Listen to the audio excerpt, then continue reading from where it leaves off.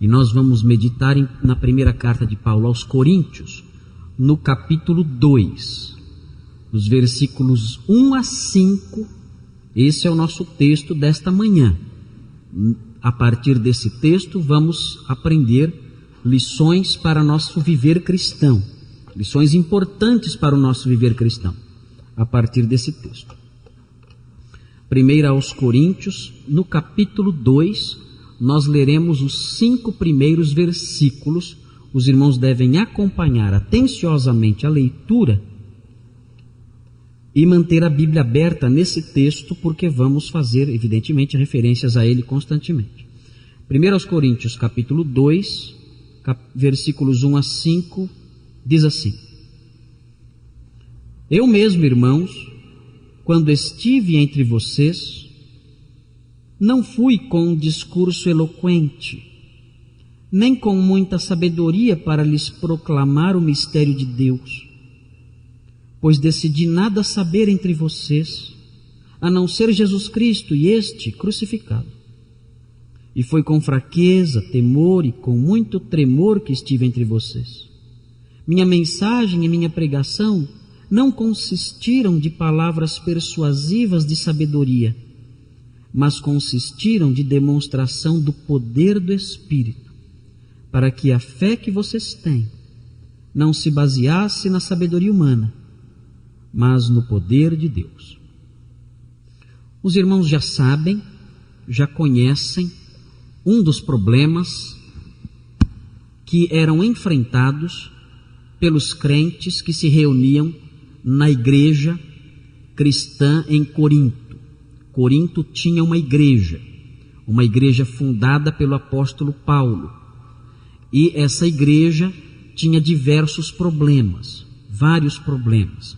A igreja de Corinto ficava onde a região hoje mais conhecida como Grécia, e ali ela sofria evidentemente influências do local, e uma das influências, uma delas, existiam outras extremamente graves, mas uma das influências que a igreja de Corinto recebia era a valorização da filosofia, a valorização da sabedoria humana, a valorização do conhecimento, da sabedoria que tinha como fonte simplesmente e exclusivamente a reflexão humana.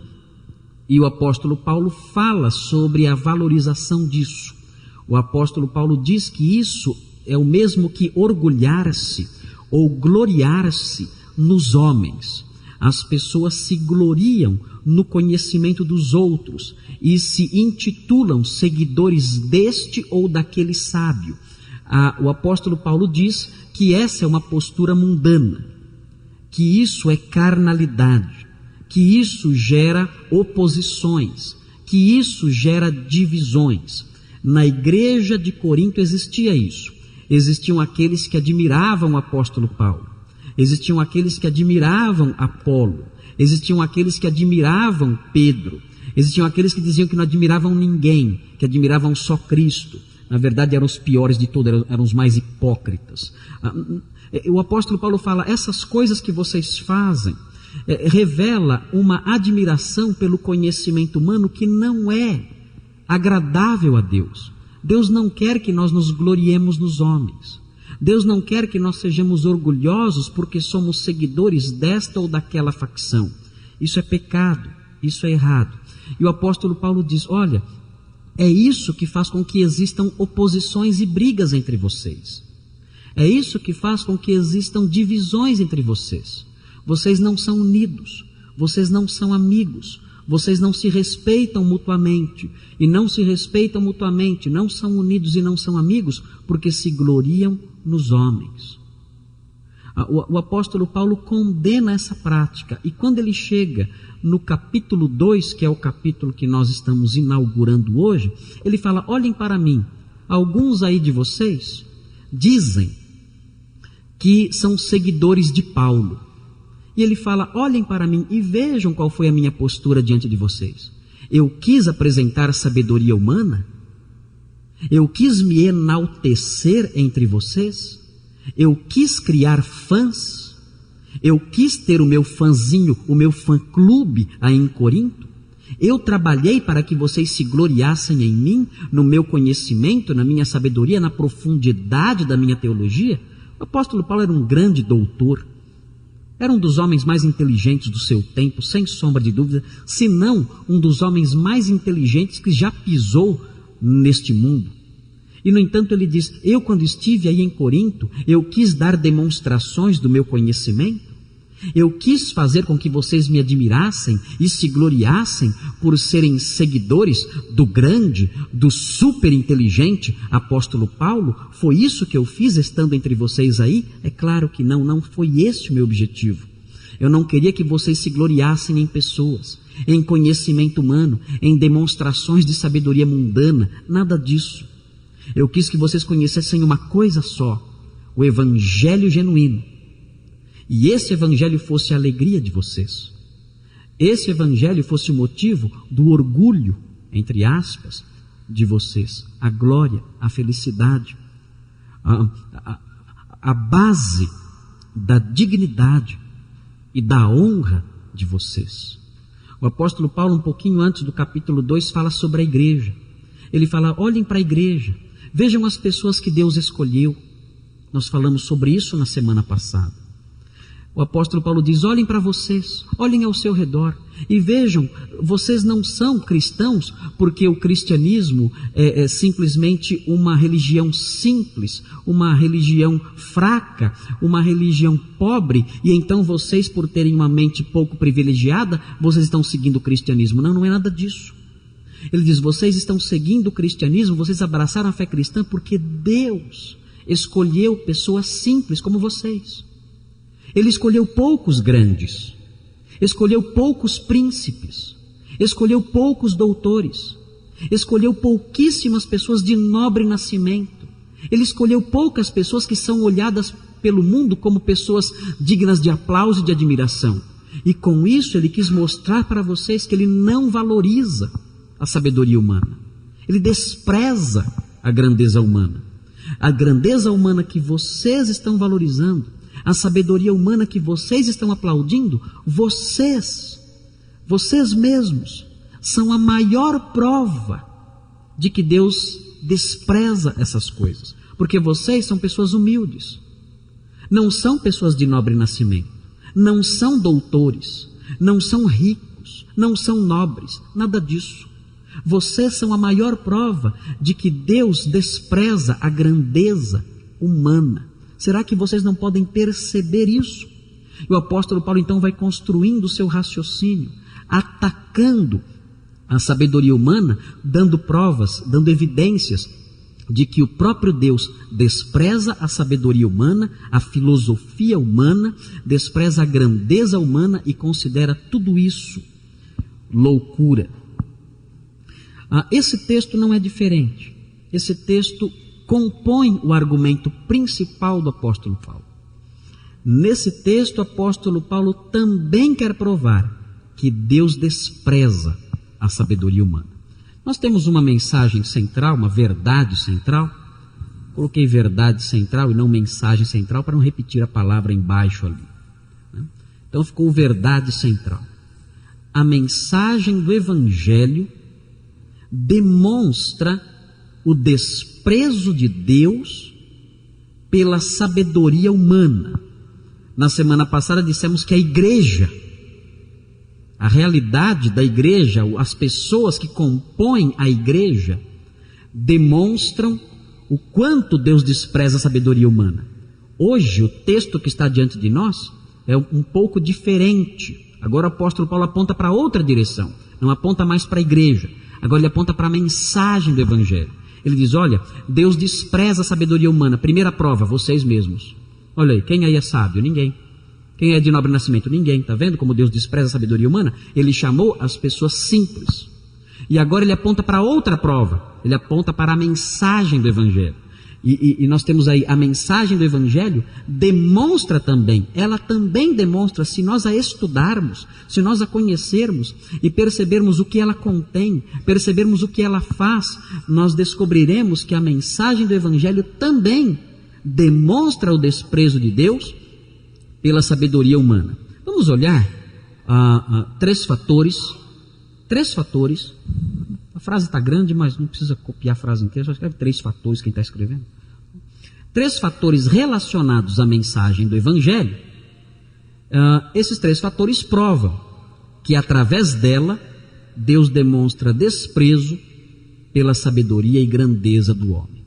Há no Evangelho elementos, há na exposição do Evangelho fatores, há na apresentação da mensagem cristã itens, traços que mostram que Deus despreza, através do Evangelho, a sabedoria e a grandeza do homem. Vamos ver então quais são esses fatores. E o primeiro deles aparece aí. Primeiro, o conteúdo da mensagem do Evangelho. O conteúdo da mensagem do Evangelho é muito simples. Não é um conteúdo repleto de filosofias humanas, de complexidades terríveis, difíceis de entender. O conteúdo da mensagem do Evangelho é muito fácil. Nós temos o exemplo disso muito interessante na história eclesiástica mais recente, na vida de um teólogo alemão chamado Karl Barth. Karl Barth, ele escreveu muito, foi um dos teólogos que mais escreveu desde Tomás de Aquino no século XIII. Karl Barth é do século XX. E Karl Barth escreveu a Dogmática da Igreja, uma obra imensa que ocupa um espaço enorme nas prateleiras dos teólogos. E certa vez perguntaram para Karl Barth: qual foi a maior verdade que você aprendeu ao longo de toda a sua jornada intelectual, no meio de todos os seus estudos, as suas reflexões, os grandes conhecimentos que você apreendeu, a grande soma de conhecimento que você assimilou, os livros que você estudou ao longo da sua vida, todo esse gigantismo de conhecimento que você tem, qual foi a maior verdade que você já aprendeu na sua vida? Ele respondeu assim: Jesus me ama, Jesus me ama. Jesus me ama, a Bíblia assim o diz. Sabem, é um corinho, não é? É um corinho de crianças. Jesus me ama, Jesus me ama, Jesus me ama, a Bíblia assim o diz. Um corinho de crianças. As crianças aprendem isso. Devem estar aprendendo agora alguma coisa parecida. Mas o que Karl Barth quis dizer com isso é que o Evangelho... Alguém, por favor, feche a porta, que eu não posso continuar assim. Encoste, por favor. O que Karl Barth quis dizer com isso é que a mensagem do Evangelho é extremamente simples. E o conteúdo dela, a essência dela, a substância principal dela consiste nisso apenas. Jesus me ama. Ele morreu por mim. Eu era culpado e Ele sofreu as consequências do meu pecado. Eu estava perdido porque Deus não pode suportar a iniquidade. Eu estava perdido porque Deus não pode contemplar o mal. Eu estava perdido porque eu tinha pecado e Ele é santo. E os olhos dele não podem sequer contemplar a iniquidade. Ele não pode tocar no que é impuro. Ele é totalmente santo. Eu aprendo isso, é simples. Aquele que é santo não pode se relacionar com quem é sujo. E a Bíblia ensina que Jesus me amou. E Ele veio aqui e sofreu as consequências do meu pecado. E agora, quando eu creio nele, eu sou perdoado e eu fico limpo. E agora, limpo, perdoado, eu posso me relacionar com Deus. Jesus me ama. Ele morreu por mim.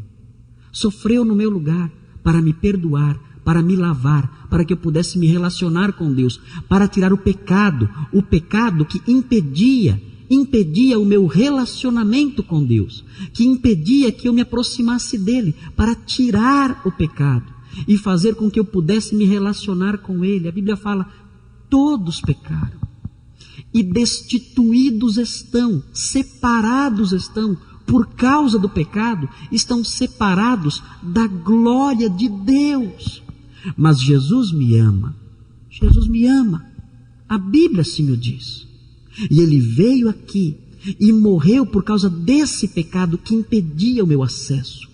E agora, perdoado por Deus, tendo esse pecado tirado, eu posso me relacionar com Ele e ser feliz, perdoado, salvo, ter vida em abundância. É simples. Essa é a mensagem do Evangelho. Ela não é repleta de filosofias profundas, de complexidades, de questões elevadas. Não, ela é simples demais. Eu mencionei para os irmãos, na semana passada, se não me engano, a experiência de Agostinho de Hipona, que teve um contato com Antônio, com a história de Antônio. Agostinho sempre dizia: a fé cristã não é para mim. A fé cristã é muito simplista, é para gente ignorante. A fé cristã é para pessoas que não pensam, que não estudam, que não têm conhecimento. É para essas pessoas que a fé cristã é. E Agostinho era uma das pessoas mais inteligentes da sua época. Era um grande filósofo, Agostinho de Hipona. Ele dizia: não pode ser, a fé cristã não é para mim. Quando ele ouviu a história de Antônio, e descobrindo que aquele moço, aquele homem simples, curvando-se aos pés do Salvador, encontrou sentido para a sua vida. Então ele, em lágrimas, entregou-se ao Senhor Jesus Cristo e tornou-se um dos maiores cristãos de todos os tempos. A fé cristã de fato é isso. Agostinho estava certo. A fé cristã é simples, é fácil de entender, é claro como a luz. É assim que diz o corinho, não é? É fácil de entender, tão claro como a luz. Em meu lugar, para me salvar, Jesus morreu na cruz. É tão simples, é fácil, ela é livre de complexidades. E pela sua simplicidade, Deus mostra que Ele despreza a complexidade do raciocínio humano. Deus zomba dos grandes filósofos. Deus zomba dos poderosos. Deus zomba daqueles que se dizem grandes intelectuais, grandes filósofos, grandes detentores da sabedoria humana. Deus zomba deles todos. Ele diz: a verdade é muito simples. Jesus me ama, Jesus me ama, Jesus me ama. A Bíblia assim o diz. Um dos homens mais inteligentes da nossa época foi C.S. Lewis.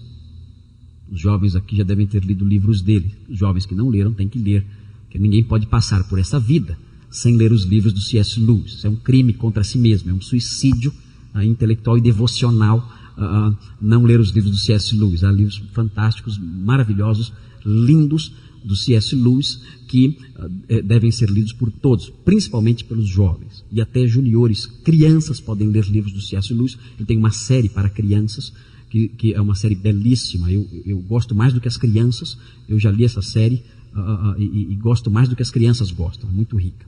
C.S. Lewis era um ateu, um grande ateu, um ateu numa grande universidade na Inglaterra, em Oxford, uma das maiores universidades do mundo. Ele era professor ali de literatura medieval, um homem inteligentíssimo. E C.S. Lewis era ateu. E então, quando ele ouviu o testemunho de um outro ateu que estava em dúvidas sobre o seu próprio ateísmo, ele ficou preocupado. Ele disse: se esse ateu, que é tão ateu, está em dúvidas quanto ao seu ateísmo, que segurança eu tenho do meu ateísmo? E ele começou a estudar a palavra de Deus. E ele encontrou a simplicidade do Evangelho. Ele não gostou. Ele não queria o Evangelho. Era simples demais. Era pobre demais. Era crença de de pessoas simples, ignorantes. Não, eu sou o doutor Lewis. Eu não sou uma pessoa humilde, ignorante. Não, eu não sou um analfabeto. Não. E ele continuou a estudar o Evangelho, ele começou a perceber que o Evangelho foi tomando lugar no coração dele. Noite após noite, noite após noite, dia após dia, dia após dia, o Evangelho ia tomando conta do coração dele com a sua simplicidade, com a sua doçura, com a sua majestade, com aquela grandeza sobrenatural, aquela grandeza, aquela magnitude diferente da grandeza e da magnitude do mundo. E ele foi penetrando o seu coração. C.S. Lewis foi resistindo, ele não queria ouvir, ele não queria saber, ele não queria crer. E ele narra num livro dele chamado Surpreendido pela Alegria, que numa noite, quando ele se deu conta de si mesmo, ele estava no meio do seu escritório, de joelhos, entregando a sua vida ao Salvador. E quando ele fez isso, ele não acreditou. Ele se levantou e disse: eu era o convertido mais perplexo e confuso de toda a Inglaterra. A grandeza do Evangelho inundou o coração dele. Aquela grandeza repleta de simplicidade. Aquela magnitude marcada por pequenez. Aquela sabedoria que é chamada de loucura invadiu o coração dele. E ele foi um dos filósofos cristãos que mais marcaram o século XX. Há um texto que fala sobre o conteúdo da mensagem. 1 Coríntios 1, 22 e 23 diz assim: os judeus pedem sinais. As pessoas hoje buscam isso. Todo mundo quer ver milagre. Igreja boa é a que tem milagre. Se não tem milagre, a igreja não presta, é fraca. Não é assim? Tem que ter sinais. Lá na igreja 20 caíram no chão. Que bênção. 20 caíram no chão. Lá na igreja tinha um monte de gente com dor de estômago. Todos foram curados. Dor na coluna, todos foram curados. E as pessoas buscam isso. Essas coisas. É isso que o ser humano procura. Sinais. O nosso país é um país marcado por pessoas que querem isso. Sinais. O pregador que não prega sinais é um pregador fracassado. Um pregador que não prega sinais é um pregador fraco. Um pregador que não prega ou realiza sinais é um pregador que não tem espaço na mídia. É um pregador que não tem espaço diante das grandes multidões. Porque o mundo quer isso. O mundo quer sinais. Os judeus pedem sinais miraculosos e os gregos procuram sabedoria. Outros homens querem o quê? Conhecimento, profundidade intelectual, grandeza intelectual. É isso que o mundo quer.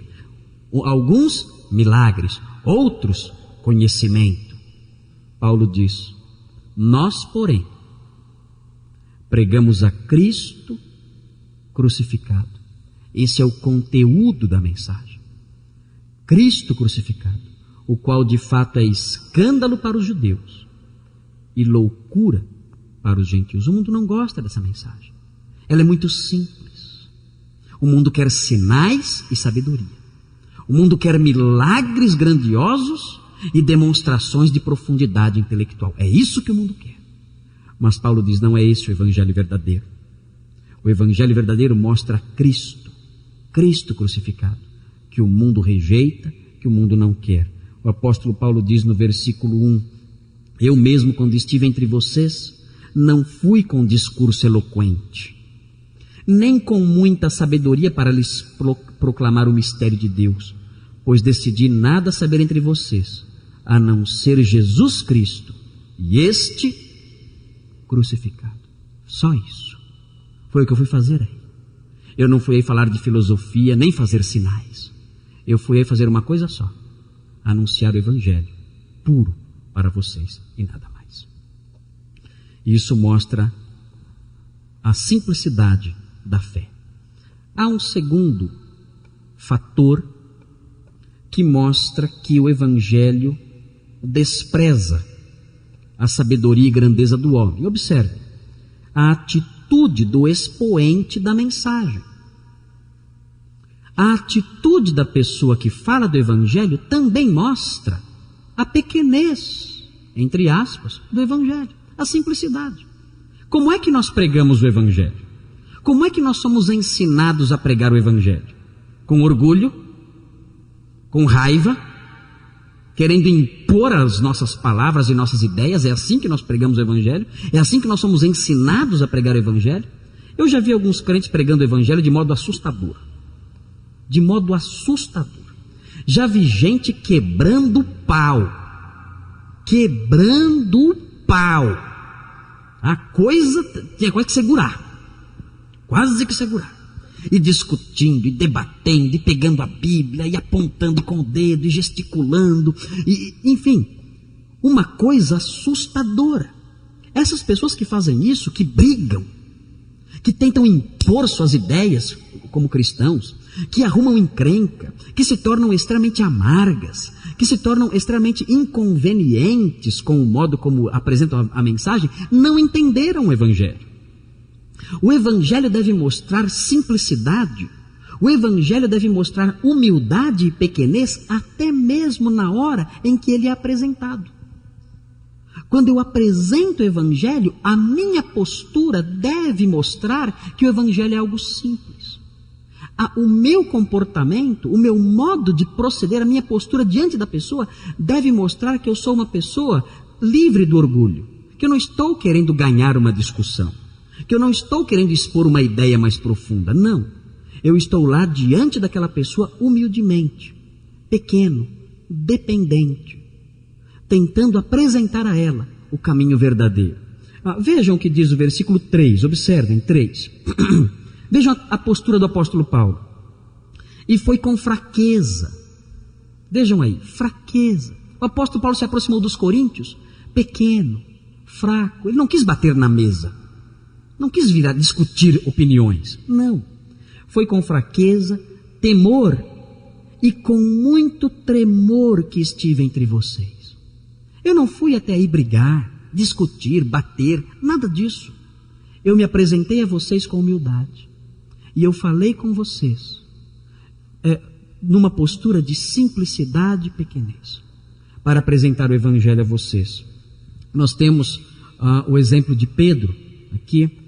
Essa é a pintura de Pedro. Não sei como o pintor sabia que ele era assim. Deve ter conhecido pessoalmente, talvez, não sei. Né? Essa é a pintura de Pedro. Aí está o rosto de Pedro, já velho, né? Já velho. Mas ele escreveu 2 trechos, ali apareceu agora ali do lado esquerdo dos irmãos, 1 de Pedro 3, de 1 a 4, que é um texto que mostra a atitude que as esposas crentes devem ter com relação aos seus esposos que não são crentes. E esse texto mostra essa humildade que deve fazer parte não só da postura da esposa crente, mas de qualquer pessoa que quer pregar o Evangelho. Veja o que diz, esse texto é muito conhecido, eu apresento ele para várias irmãs que têm maridos não crentes e que têm problemas de relacionamento com eles por causa da fé. Às vezes porque uma pessoa é crente, o cônjuge não gosta, briga com a pessoa. Então, nós temos aqui uma orientação para esses casos em 1 de Pedro 3, de 1 a 4. Deixe marcado 1 aos Coríntios 2 e corra até 1 de Pedro 3. E veja o que diz. Vejam a postura, a atitude da pessoa que deve apresentar o Evangelho. Do mesmo modo, mulheres, sujeite-se cada uma a seu marido, a fim de que, se ele não obedece à palavra, seja ganho sem palavras, pelo procedimento de sua mulher, observando a conduta honesta e respeitosa de vocês. Vejam, o texto está mostrando uma atitude humilde da pessoa cristã que vai apresentar o Evangelho ao seu marido, ao seu cônjuge. Veja, ela vai pregar sem pregar. Ela vai pregar sem falar. é a pregadora muda. E essa pregação muda é muito eloquente. É muito eloquente. É a pregação do silêncio. Muito mais eloquente do que as pregações que algumas irmãs fazem em casa aos seus maridos. Às vezes a esposa chega em casa e fala: você tinha que estar na igreja hoje. O sermão foi para você. Qual é a esposa que nunca falou isso? Qual é a esposa que nunca disse essa frase? Hoje eu tinha que ter gravado. Eu vou comprar o CD do Arquimedes. Aquela você vai ouvir. E as esposas têm às vezes essa postura, Os maridos são muito mais perfeitos, não é verdade? São ou não são? Os maridos são excelentes, São excelentes. Mas as esposas não. É verdade isso? Estou brincando com as irmãs, É claro que os maridos também têm suas falhas. Mas esse texto aqui, ele fala sobre a postura que deve permear o coração das pessoas quando apresenta o Evangelho. A esposa, uma postura branda, tranquila, e ganhar o marido sem falar. Mas vejam como o texto continua. O texto transcende essa situação e diz assim no versículo 3: a beleza de vocês, das mulheres, as mulheres cristãs, não deve estar nos enfeites exteriores, como cabelos trançados e joias de ouro ou roupas finas. Ao contrário, esteja no ser interior que não perece, beleza demonstrada num espírito dócil e tranquilo, o que é de grande valor para Deus. O apóstolo Paulo está dizendo que a esposa, a mulher cristã, ela deve ter uma roupa especial, cheia de joias, belíssimas pérolas e diamantes, mas não são pérolas e diamantes materiais. É a pérola da humildade, é a pérola da tranquilidade, é o diamante da mansidão.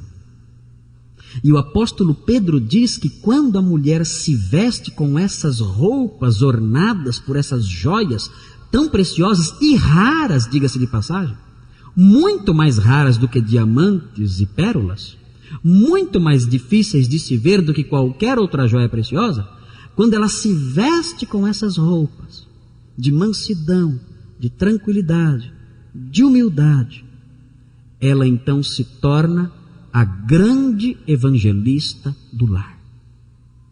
Porque o evangelho é simples e o seu expositor deve ter uma postura de simplicidade, humildade, mansidão e paz.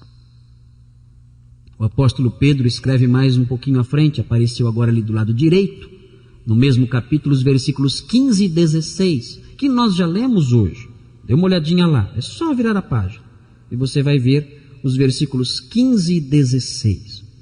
Veja o que diz. Pedro falando agora para todos, agora não é só para as esposas não, agora é para todo mundo. Diz assim: antes santifiquem Cristo como Senhor em seu coração. Estejam sempre preparados para responder a qualquer pessoa que lhes pedir a razão da esperança que há em vocês. Contudo, façam isso com mansidão e respeito. O texto continua: conservando boa consciência, de forma que os que falam maldosamente contra o bom procedimento de vocês porque estão em Cristo, fiquem envergonhados de suas calúnias. Assim deve ser o pregador, assim deve ser o expoente da mensagem, falar com mansidão e com respeito ao outro. Quando ele faz isso, ele está dizendo: veja, o evangelho não é como a sabedoria deste mundo, cheia de orgulho, cheia de pompa, cheia de grandeza mundana. Não, o evangelho é simples. Vejam como eu apresento, com simplicidade, com temor, com tremor, com humildade. Talvez eu conheça muito mais do que você, talvez eu saiba muito mais do que você, talvez eu tenha uma formação muito superior à sua, mas isso não importa. Eu quero lhe apresentar o evangelho humildemente, para que você conheça a pequenez do Evangelho, a grande pequenez do Evangelho, e seja transformado por sua mensagem. E finalmente, o terceiro elemento está aí, é o poder da mensagem. O poder da mensagem. O apóstolo Paulo diz no versículo 4 e no versículo 5 que a mensagem é poderosa. Veja, minha mensagem, versículo 4, e minha pregação não consistiram de palavras persuasivas de sabedoria. O apóstolo Paulo não ficou lá discutindo, querendo mostrar seu conhecimento para convencer os outros. Mas ele fala, mas consistiram de demonstração do poder do Espírito. Como é que ele fez isso? Como é que ele demonstrou o poder do Espírito? Esse próprio versículo explica isso. Ele fala que a pregação dele consistiu disso. O que o apóstolo Paulo pregou era uma demonstração do poder do Espírito. O apóstolo Paulo está falando que ele realizou milagres em Corinto? Não. Ele está dizendo que a mensagem dele teve como substância, a mensagem dele, a pregação dele, as palavras dele consistiram de palavras poderosas. É o que diz o versículo 4. As minhas palavras consistiram de demonstração de poder. As minhas palavras tinham embutidas nelas poder. E foi isso que eu demonstrei a vocês. Eu apresentei a vocês palavras repletas de poder. E continua. Para que a fé de vocês não se baseasse na sabedoria humana, mas no poder de Deus, para que vocês crescem nessas palavras, para que vocês crescem nessa mensagem que é, por si só, ela, o poder de Deus.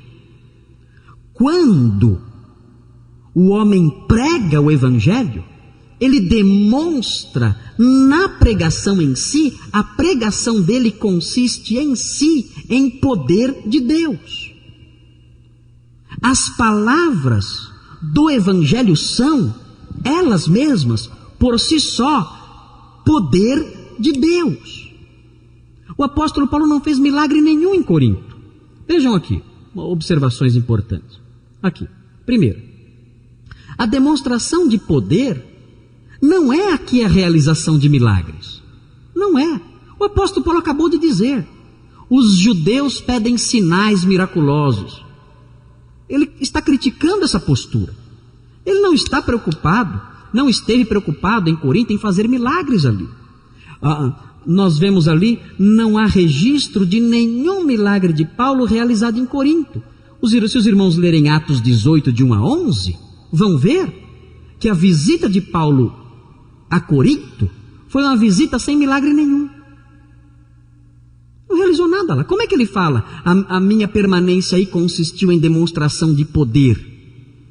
Como ele fala isso se não fez nenhum milagre lá? É simples. O versículo 4, o próprio versículo 4 mostra. A minha pregação consistiu em poder.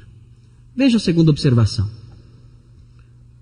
A demonstração de poder acontece quando a pregação de Cristo crucificado é feita.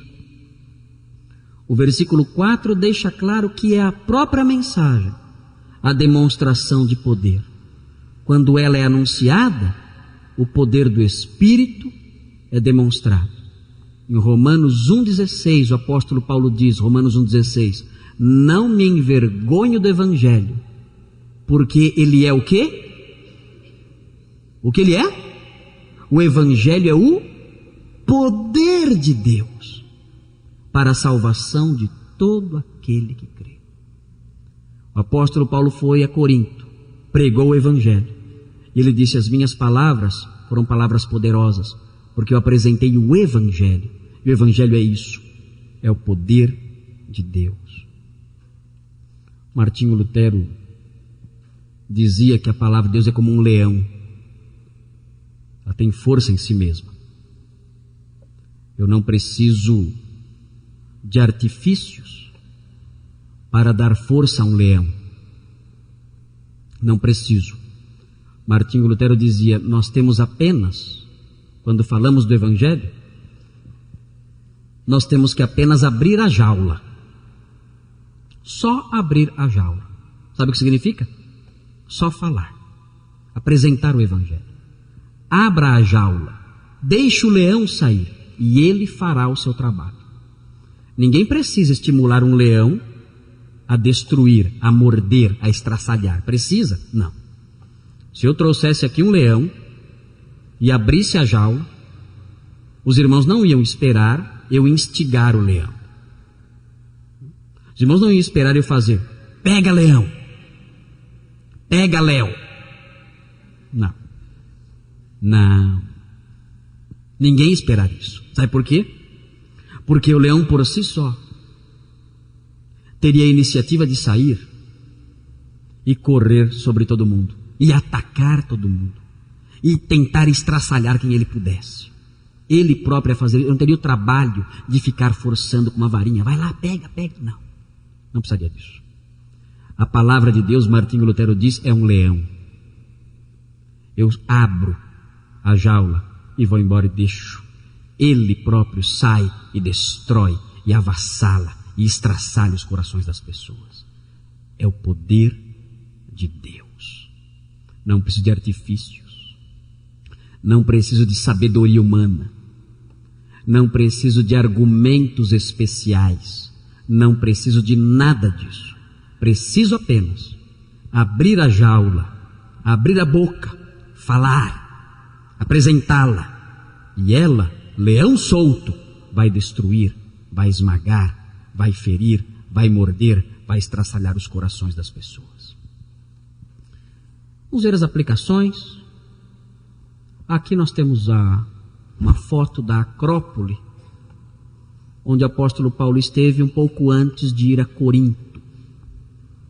Ele esteve em Atenas, e lá em Atenas ele discursou no Areópago, que fica aí, nesse alto, aí na cidade alta, aí em cima. E ali ele confrontou os sábios atenienses com o Evangelho. Houve um discurso de Paulo no Areópago, e ele então confrontou ali a filosofia grega com a verdade do Evangelho. Os irmãos podem ler isso em Atos 17. Em Atos 17 nós temos esse discurso de Paulo no Areópago. Ele começou a pregar e convidaram ele para ir ao Areópago. E ele foi lá e discursou aos atenienses que não quiseram ouvi-lo. Quando ele chegou no final, falou sobre a ressurreição de Jesus, eles não quiseram mais ouvi-lo. Mas diz o texto de Atos que alguns atenienses creram no Salvador e foram salvos. Vamos ver algumas aplicações. Primeira delas, ao evangelizar, zele por apresentar Cristo, evitando discursos vazios ou discussões inúteis. Cuidado, quando você for falar do Evangelho para alguém, não fique falando de coisas vazias, tolas, bobas. Não fique falando disso. Isso é perder tempo. Vá direto ao assunto. Não queira saber de mais nada, a não ser de Cristo crucificado. Isso que interessa. Ah, mas a minha igreja, ela faz assim, a sua faz assado. Isso interessa. Ah, mas tem igreja que é diferente, que faz de outro jeito da sua. Isso tudo é tolice. É irrelevante nesse ponto, nesse momento da discussão. O que interessa quando falamos a alguém que não é crente é simplesmente isso: apresentar a ele Cristo crucificado. Só. As pessoas tentam entrar por labirintos, tentando discutir ideias, opiniões, pareceres que são secundários nesse momento. O que interessa neste momento é apresentar Cristo crucificado e nada mais. Me lembro que uma vez um jovem chegou, me procurou lá em Atibaia, no escritório que eu tinha lá, e ele começou a falar. Ele falou que ele levou um tombo no chuveiro, bateu a cabeça e ficou na cama. Ficou na cama durante um bom tempo lá, tentando se recuperar do tombo. E ali na cama ele teve várias experiências. Ele sonhou, e ele viu o céu, e no céu estava escrito não sei o que. Aí ele acordou, e quando ele acordou ele interpretou o sonho, e falou, ele falou acho que umas 2 horas, dos sentimentos. E aí o meu ego, O meu ego queria conhecer a Deus, mas o meu superego, e a coisa ia embora. E falou do ego, do superego, do id, né, do alter ego. E eu tive a paciência de escutá-lo por 2 horas. Depois de um longo discurso de ego, superego e outros super-heróis da alma que existem por aí, né, eu disse a ele o seguinte: eu só quero saber uma coisa de você. Só uma coisa. Você já nasceu de novo? Pois é, como eu estou falando, você não disse nada. Até agora você não disse nada. Ou eu sou muito burro, ou tudo que você falou não tem o menor sentido. Você discursou por 2 horas. E as coisas que você disse não têm lógica nenhuma, não significam nada. São sonhos, são elucubrações, são devaneios, não significam nada. A pergunta é: você já nasceu de novo? Você recebeu o Salvador? Não, pois é isso que interessa. Hoje, você deve curvar os seus joelhos, dobrar os seus joelhos, curvar a sua fronte e dizer: Salvador, tem misericórdia de mim, perdoa-me, lava-me, eu sou um pecador. Eu preciso do seu perdão. Lava-me, perdoa-me, transforma-me. É isso que interessa, o resto é lixo, é perda de tempo, é tolice, é devaneio, é sonho. O que interessa é isso: você é perdoado, você tem a vida eterna, você nasceu de novo, sim ou não? Não, pois faça isso hoje, entregue-se ao Salvador. E aquele moço fez isso e se tornou um cristão. Não perca tempo com tolices, vá direto ao assunto. O que interessa é Cristo crucificado, e ponto, nada mais. A evangelizar, mantém uma postura branda e respeitosa, evitando ser irônico, áspero ou agressivo. Cuidado em casa, jovens que evangelizam os pais, pais que evangelizam os filhos, maridos que evangelizam esposas, esposas que evangelizam os maridos. Cuidado. É muito fácil ser áspero, é muito fácil ser irônico, é muito fácil ser agressivo. Nada disso é aprovado pela palavra de Deus. A Bíblia diz: ao falar, tenha uma postura de mansidão e de pequenez, de humildade. E Deus honrará essa sua postura e atingirá o coração das pessoas, não só pelas suas palavras, mas pelo seu modo de agir também diante delas. E em terceiro lugar, a evangelizar, dependa do poder que o próprio Evangelho tem, evitando confiar em estratégias, artifícios humanos ou habilidades de argumentação. Não confie nos seus talentos, não confie nos talentos das pessoas que você conhece. Muitas vezes as pessoas dizem assim: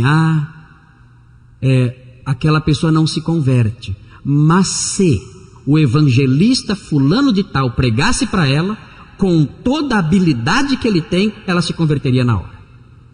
Isso é tolice. A fé não se instala no coração das pessoas por causa do talento humano. A fé não se instala no coração das pessoas por causa da habilidade ou do conhecimento maior de alguém. Não. O Evangelho, ele tem por si só poder. Por si só. Simplesmente apresente o Evangelho e creia que ele tem poder para transformar. Abra a jaula. Não se preocupe em colocar dentadura no leão. Ele já tem dentes fortes.